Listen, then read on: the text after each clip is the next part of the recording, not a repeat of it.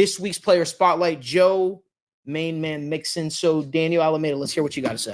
Yeah, the running back position is honestly one of my favorites, whether it's scouting it in the draft or whether it's just watching it in the NFL in general. How I look at this, Joe Mixon, I believe he can have a very good season this upcoming year. You look at how the entire offense is structured. You look at the end of the season when the Bengals finally started to get the run game going. Joe Mixon can have a very productive season. I think his ceiling this year, he could look like a top 15 back easily with the 1-2 punch with him and Chase Brown. Looking towards the future, though, right? I mean, just focusing on this year, first off, Joe Mixon will be back. As Malik said, the time, if you were going to cut him, would have been last year. With everything that was going on, with all the turmoil, with, the spot that the Bengals were in, you didn't pay Joe Burrow yet, you didn't pay Jamar Chase.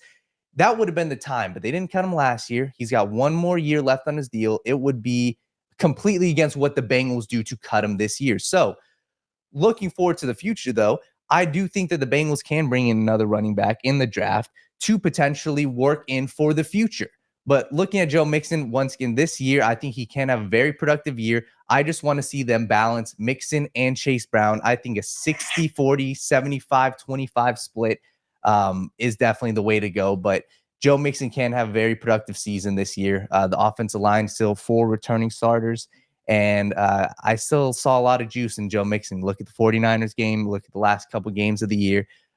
Mixon and Chase Brown have the potential to be a very good running back tandem this year. He's going to be an above average running back in the pass game, an average runner, good downhill. You're not going to get those crazy long runs, these explosive gains, these missed tackles.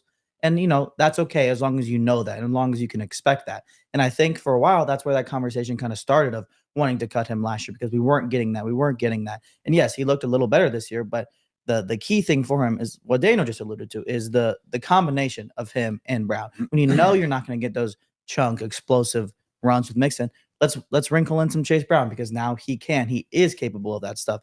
You just got to start using players to their strengths more. And I think that Joe still has plenty of strengths in the NFL, plenty of them. But there's going to be some areas of the game where Chase Brown is better than him, and that is perfectly fine. You just have to continue to find that balance of using both of them because, again, there's no point to use players if you're not going to use them to your advantage. There's no point to have arguably one of the faster running backs in the league in Chase Brown if you're not going to use them. So just continuing to use both of those guys to their strengths, and Joe Mixon especially, is going to help his stats look better and just honestly just help the offense look better in general too.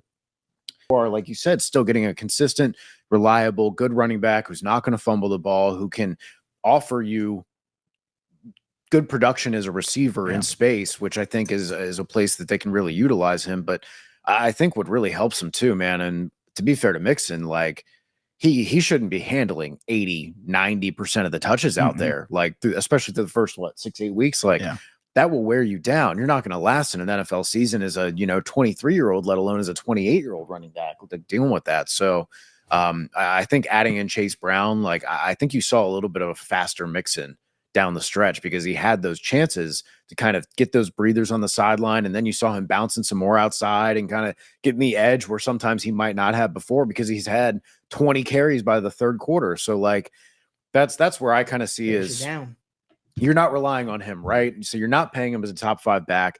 The draft is not nearly as strong as it was last year. So the alternative replacements that you have that you feel good about are not necessarily there. So you might as well at this point, with how you've structured it, with the little guarantees, with the cash that you have allocated, I don't see that there's a clear move on from him and replace him with X, right? Whereas last year you could say, hey, we have any number of these veterans of the Kareem Hunts out there that we can, and sure, there's like an AJ Dillon or so this free agent cycle, but I don't think there's just this huge bevy of options plus the financial burden. And I think that's why Mixon still is middle of the pack in terms of yards per attempt. Guys, I know his total yards are high, right? But what do we know about total yards? Yeah. If you throw the most passes, you're likely to have the most passing yards, right?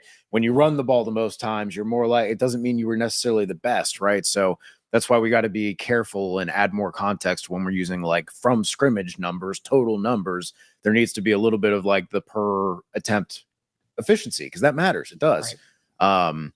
But still, that's not to say he hasn't been a solid running back, a average NFL running back in terms of everything. And he's been top of the marks in terms of ball security. So depending on what you value, I feel like all the value financially with what you have available, like I think it makes sense to keep him on the team with Chase Brown now that you can do that. And sure, that maybe that should be a 60-40 split, right?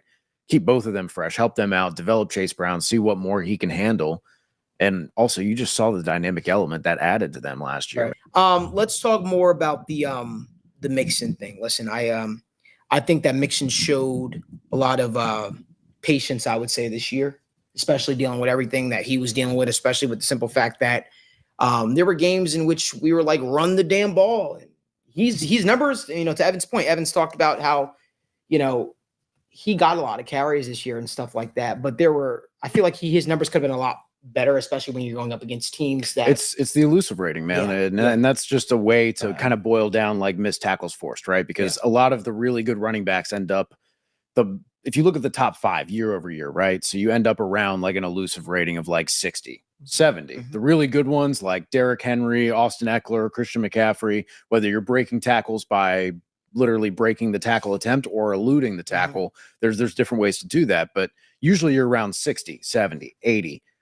Mixon has consistently every year been at like 30, 35. And it's weird because he's so strong and he's so quick. And part of that, of course, is not getting the opportunity in space or against second level defenders. But even when he does get those opportunities, it feels like he always just gets shoestring tackled, right, by the DB or just brought down by guys that, right. And when was there's just not that many big runs with Mixon. So when it happens, it's like, oh man, wow. And again, part of that is offensive line not getting to the second level, but I want to be fair, but he's not an elusive back. right. And that's kind of been what holds him back, right? From being that upper echelon, top 5, top 7 back is creating yards outside of the design. Right. And that's always been the key aspect of it is he's just not an elusive back. No. And, obviously he's getting up there in age. So it's only going to decrease, if anything, at this point. But again, not to say he doesn't have value, Right. but like, it's going to be much more of you're the middle of the pack kind of NFL back as opposed to. I feel like there's a lot of like people just like picking on him and pointing him out.